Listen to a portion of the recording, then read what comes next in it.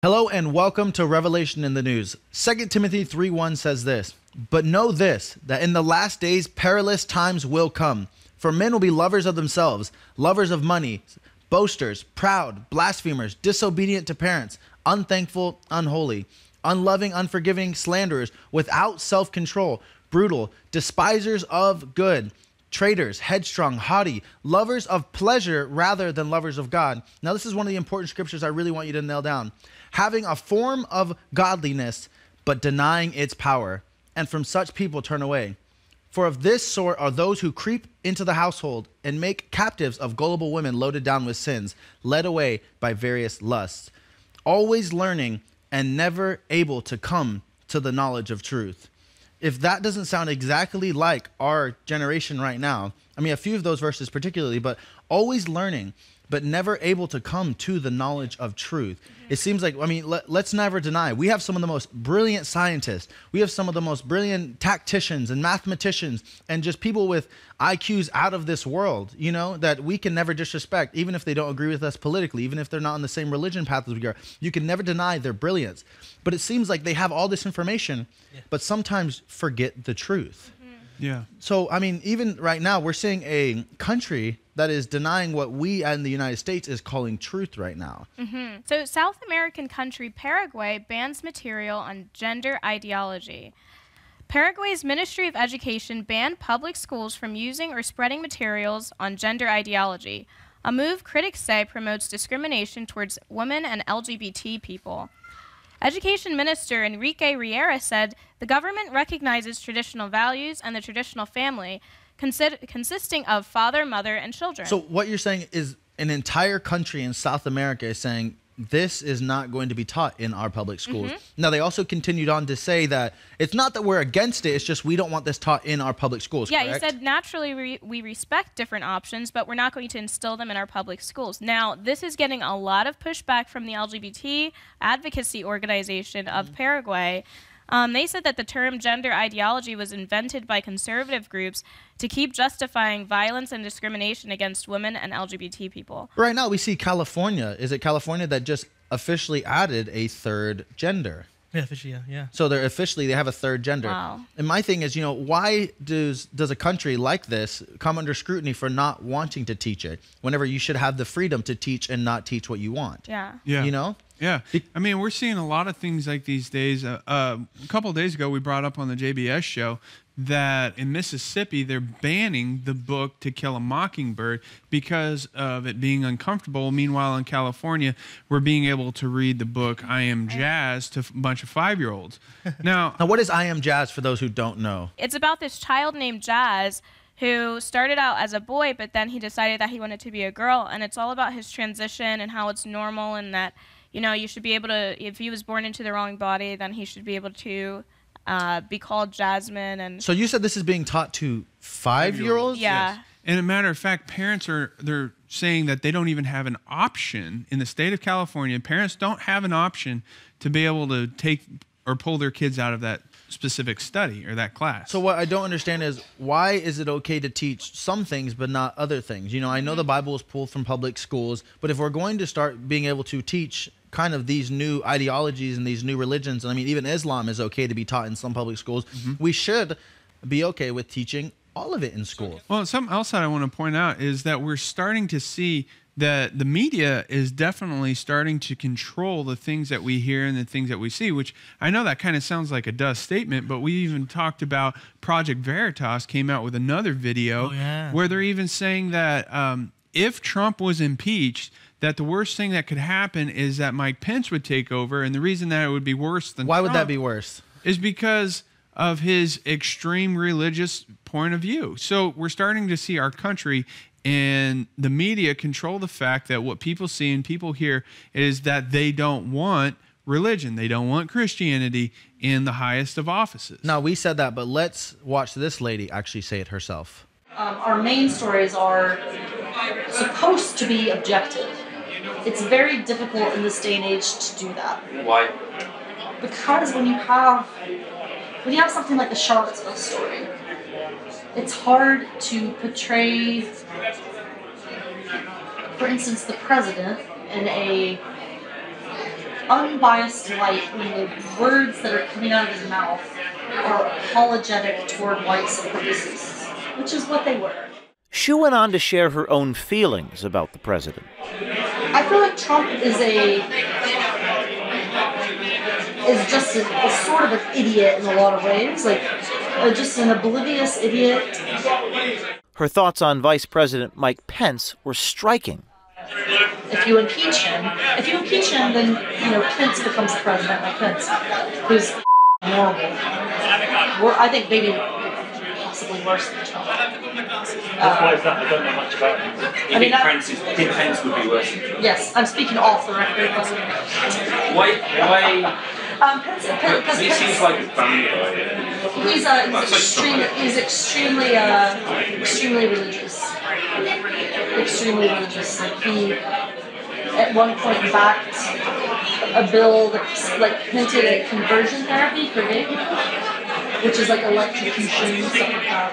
It's funny. It's like they want to both, like they want their cake and eat it too. Like they want Trump impeached, but they also don't want Paul Ryan or Vice President Mike Pence. Yeah, it's like if you impeach him, then you're gonna get Pence, and then if you impeach Pence, you're gonna get Paul Ryan. Now listen, if they impeach President Trump, if they can somehow manage to impeach President Trump, they're going to do every single thing in their power to try to impeach a President Pence. Which I want to say, too, that we just saw on CNN right now, they're talking that in the next few months, the Democrats could actually take over the House. If the Republicans aren't able to work together, that the Democrats could take over. And if that actually happens, it's for sure going to happen that they're going to push impeachment. Now, Dianna Feinstein isn't the only person saying something about Christians a matter of fact, yes, Dianna Feinstein just said a couple of months ago that a specific person's dogma lives too loudly because they don't agree with abortion. And so we're starting to see this in the highest offices in our judicial courts, that they're selecting people that have a wide, broad moral value. Now we saw what she has to say about it. Let's see what Bernie Sanders has to say about this. And that is in the piece that I referred to that you wrote for a publication called Resurgent. You wrote, quote, Muslims do not simply have a deficient theology. They do not know God because they have rejected Jesus Christ, his son, and they stand condemned. End of quote. Do you believe that statement is Islamophobic? Absolutely not, Senator. I'm a Christian, and I believe in a Christian set of principles based on my faith. That post, as I stated in the questionnaire to this committee, was to defend my alma mater, Wheaton College, a Christian school that has a statement of faith that includes the centrality of Jesus Christ for salvation. And again, I apologize. Forgive me. We just don't have a lot of time. Do you believe that people in the Muslim religion stand condemned? Is that your view? Again, Senator, I'm a Christian, and I wrote that piece. Well, what does that say? The statement of faith of Wheaton. I understand that. I don't know how many Muslims there are in America. I really don't know. Probably a couple of million. Are you suggesting that all of those people stand condemned? What about Jews? They stand condemned too? Senator, I'm a Christian. I understand you are a Christian, but this country is made up of people who are not just. I understand that Christianity is the majority religion, but there are other people who have different religions in this country and around the world. In your judgment, do you think that people who are not Christians are going to be condemned? Thank you for probing on that question. As a Christian, I believe that all individuals are made in the image of God and are worthy of dignity and respect, regardless of their religious beliefs. I believe that as a Christian, that's how I should treat all individuals. And do you think your statement that you put into that publication, they do not know God because they've rejected Jesus Christ the Son and they stand condemned, do you think that's respectful of other religions? Senator, I wrote a post based on being a Christian and attending a Christian school that has a statement of faith that speaks clearly with regard to the centrality of Jesus Christ and salvation. I would simply say, Mr. Chairman, that this nominee is really not someone who is what this country is supposed to be about. I will vote no. Now, that was Bernie Sanders specifically. You know, he was really probing this man of his Christian faith. Now, James, you actually like some of Bernie Sanders' points. And before when he first came out, I really did like some of his points of view. And really, it's so strange. It seems like such a turn for him to be attacking a whole group like this. And so, yeah, it was disappointing because I did, support him for such a long time. We're seeing this as almost a normal thing now, that people are saying if you are a Christian, you are unfit to serve in our public offices. It's just like, and it's not like we're just making it up. Like, you can see it in multiple scenarios. You see it with Bernie. You see it with this other lady. You know what I mean? It's not like we're just fabricating. Well, the thing is, they're not trying to beat around the bush with this anymore. They're getting very bold. They know they're being recorded. They know the whole internet's going to see this. They know the world's going to watch what they say, because these are important people. You can't deny it. They're very important people. So they know what they're saying is being recorded and being, distributed to the masses. So they're actually being bold with this. And it's kind of like Jimmy Kimmel just a couple of days ago. He was on TV and did an interview, and he said, I wouldn't take back anything I said, and even if that means that Republicans and conservatives don't watch my show, he's like, I would like them to watch the show, but obviously if they don't like my opinion, then adios. Well, what the reporter said was, for those who don't agree with you, is it good riddance? He said, well, it's riddance. So I mean, he's been saying like, I don't care if they don't watch my show, and he was saying like, 30-40% of the people who watched him were the Republicans and conservatives. So obviously his views are taking a plunge, but he doesn't care. No. And that's the scary part, is these comedians and the people who write our newspapers, the journalists, they're supposed to be biased. That's what makes them funny most of the time, is the fact that they can make fun of both sides of the field, or they can report on both sides of the field. That's what makes them good reporters. But the fact that they're now just picking one and only attacking it is what's scary. Oh, and it's exactly like what you're just reading in 2 Timothy 3:1-7. Many of those verses I feel like are specifically applying to our lives each day today, from having a form of godliness but denying its power. It's much like a Christian who wears a cross. Well, like, people wear crosses, and maybe it's just for the fact that it looks nice. It's a fashion statement now. Than it actually standing for something. Listen, the cross has now truly, with a lot of people, lost the conviction that it holds in people's lives. I mean, we've seen famous Hollywood people, and they wear big gold crosses, and they have chains, and nothing wrong against that. If you like it, wear it. But what I'm saying is, when it just becomes a fashion piece and it holds no conviction, you really have to check what's happening. Now, I love this last verse 7. Verse 5. I love verse 5. It says, having a form of godliness, but denying its power. Now, James, you actually have something that lines right up with that verse. Yeah, this is actually interesting because it's part of the mainstream news and anything like that. But there's a museum in D.C. Now, it's called the Museum of the Bible. It's a massive new institution opening next month just south of the mall in D.C. It is just as notable for what it includes, which is vivid walkthrough recreations of the ancient world, one of the world's largest private collection of Torahs, a motion ride that sprays water at you, and a garden of biblical plants. But it is also now known for what it leaves out. The museum doesn't encourage visitors to take the Bible literally or to believe that the Bible has only one correct form. And on the floor after floor of exhibitions, there's very little Jesus.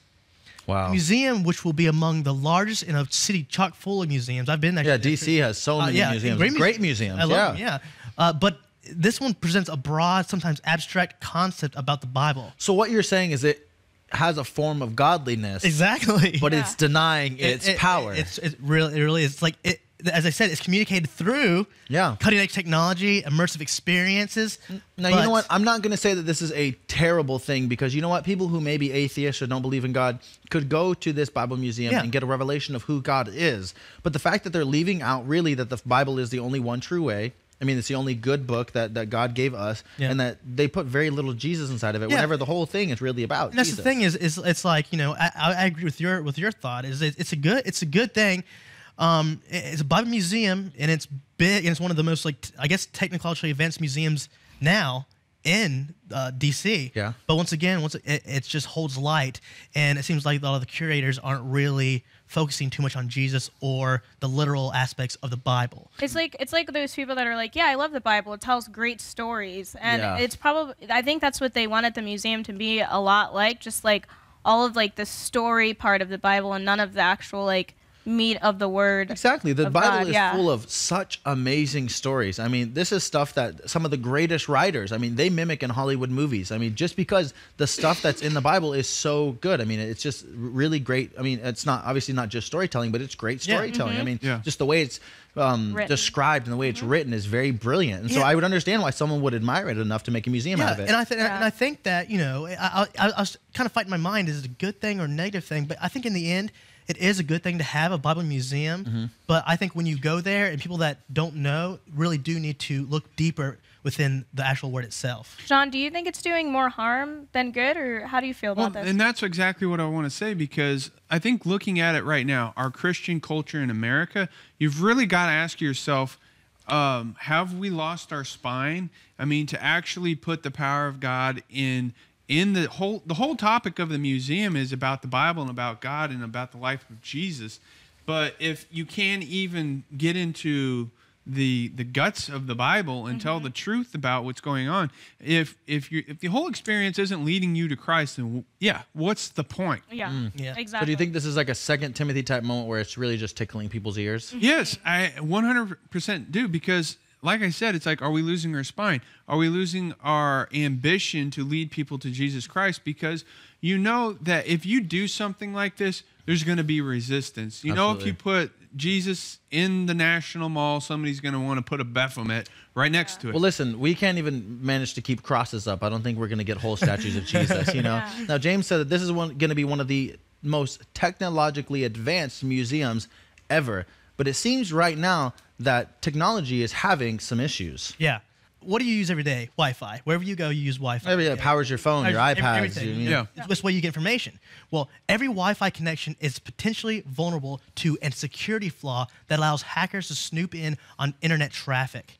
The vulnerability is the first to be found in the modern encryption techniques that have been used to secure Wi-Fi networks for the last 14 years. Wow. In theory, it allows an attacker within a range of a Wi-Fi network to inject computer viruses into internet networks and read communications like passwords, credit card numbers, and photos sent over the internet. So this could this could steal your identity. Yeah. Nevertheless. It could steal literally everything that goes through your Wi-Fi. Wow. That's insane. The so-called crack attack has been described as a fundamental flaw in wireless security techniques. Apple, Android, and Windows software are all susceptible to some version of the vulnerability, which is not fixed by changing Wi-Fi passwords. Well, this is the thing. If it's coded and made by human hands, it can be decoded and encrypted by human hands. I mean, you always have to remember that. Every door is going to have a locksmith good enough to get past it. It has to, in a sense. The thing is, this is 14 years of them thinking that this is a crack-proof thing, Wi-Fi. Right. But it's not. See, literally, Wi-Fi is that little signal sending all the information back and forth. If someone can hack into that source, they can get all your literally all your information that's on Wi-Fi. It's quite literally like every day now that we are hearing of like hack attacks, we're hearing of cybersecurity threats, and people's information. Like Equifax just a couple weeks ago was nailed. People's identities, social security numbers, credit cards is all out there and it's floating around. Now, you know, there was a popular website that was in Fox News I believe it's a few years ago, that actually was an escort website, and they had taken all the information, and what they did was they started to extort people. Yeah. Because this website is used by typically like people who have lots of money and they travel, and so what they did was they took the names of these people and they pretty much contacted them and said, we want a certain amount of money so that your wife and kids never find out that you were on this website. Yeah. Right. And there were very big names in this. Exactly, very big names, and so these people would pay whatever money so their wife wouldn't find out they're cheating on them, and so their kids wouldn't have to find out, you know, and so. It's what's happening right now is people are going to be able to take information and they're going to start extorting people. Yeah. And it's crazy. I mean, we've seen a country in and of itself come into the United States of America and what would almost feel like extortion to one of our major movie companies. And James, what movie company was that? Well, yeah, actually Sony was hacked. Sony Pictures. Yeah. Sony had major losses because of this. Major losses, yes. It's all with North Korea. A matter of fact, you know, speaking of North Korea, one of the world's, you know, everybody used to laugh at North Korea. And, you know, saying that we used to laugh at them, it's like we really like underestimated them with their cybersecurity and cyber power. You know, New York Times actually just put this article out saying that people aren't laughing anymore. It's to a point that's really not even funny. North Korea hackers attempted to steal $1 billion from the New York Federal Fund or from the Federal Reserve. You see them, they're like I said, don't ever underestimate North Korea. They're not stupid. They may be crazy, but they're not stupid. Just to cap what we were talking about, the movie was called The Interview, and it was making fun of North Korean dictator Kim Jong-un. And so he was so angry about it that he had people working on taking the film and pretty much extorting it here in the United States of America, and they successfully did that. But now they're trying to get actual money. Well, they're not just doing it to the United States just because we happen to be their biggest target. Matter of fact, they were digitally looting an account out of Bangladesh Central Bank, and bankers became suspicious because they misspelled the word foundation. They misspelled it as foundation. So that was a clue, a hint that something was going on. But North Korea was still able to sneak away with $81 million. That's absolutely crazy. Now, we know this. North Korea is running out of money. So, of course, they're going to start trying to, steal. Well, one of the most dangerous attacks that they did is a ransomware attack. Oh, yeah. And what it was, they brought down hundreds of thousands of computers across dozens of countries. This was back in May. This was back in May 2017. But here's the dangerous part. They took down computers in hospitals. Yeah. Wow. Meaning people in the hospitals that need that information flow or even... So that was North Korea. That was North Korea, yeah. Wow. So once again, if I could say this real quick, we were talking back in the back, and I know Pastor Jim and others have said that, the future of war is not on the battlefield, it's on the cyber field. Now, bringing up the term war, North Korea actually has what people would call an army of about how many hackers? 6,000 hackers. Yeah. So what they do is they find students that have like an aptitude for like computer skills, and they send them to China to train them. And then the FBI in 2012 noticed that the North Koreans were working at the UN, and they were quietly taking classes in New York City colleges. So they're like educating. They're trying, I mean, like I said, they're crazy, but they're not stupid because they're getting these students the best training possible. And what they're doing is they're sending them to other countries and they're learning our language. They're learning Mandarin. So they're going to be some of the most well-educated people in their craft. Well, here's something investigators have shown that they realize North Korea doesn't really care because there's really not a lot that anybody can do about their cyber hacks and security issues that they've been developing, because we've already implemented the most sanctions against this country. And they actually end up making more money this way by hacking different bank accounts and security firms and all this, that they know nobody's going to actually send a military after them because of these hacks. It's like, does a hack really call for military action? So they know nobody's going to do anything, so they just carry on. China even said, if the United States strikes first, they'll no longer remain neutral and they will back North Korea. So, if the United States were to get extorted of money and get stolen from, and we were to try to attack them, we'd have China against us. So what do you do at that point when someone's just stealing and no one's doing anything? They're like a bully right now. They're a tiny guy, but they're like a bully to the whole world. Well, the funny thing, I think it's crazy thing is that, all these last few months, we've been worrying about the nuclear and the EMPs, which is still very bad. Yeah, very imminent threat. For years and years and years, these people had a weapon almost worse than any of that, which is hacking, cyber terrorism. They already have all that. So the thing is, while we've been worrying about other things, they've been already training for a cyber warfare. That's right. No, go ahead. And I was going to say, matter of fact, they've even pointed out that North Korea has been working with Iran in missile trading behind the scenes. So not a lot of people really know that that's going on. And just recently, Bloomberg reported that North Korea is warning that we could be on the brink of a massive nuclear war at any moment. So now, North Korea is not only preparing for a digital war, but they are also preparing for a very physical war, which is nuclear warfare. John, you have more about that. Right. And one thing I wanted to point out is a couple months ago, I mentioned to pretty much everybody in this room this is like a chess game.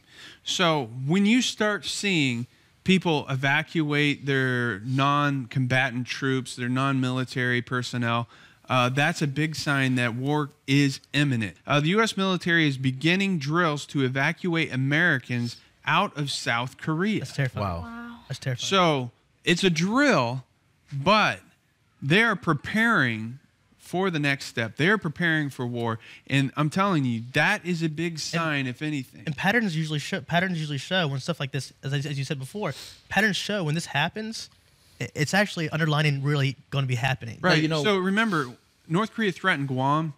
Yes. We didn't evacuate Guam.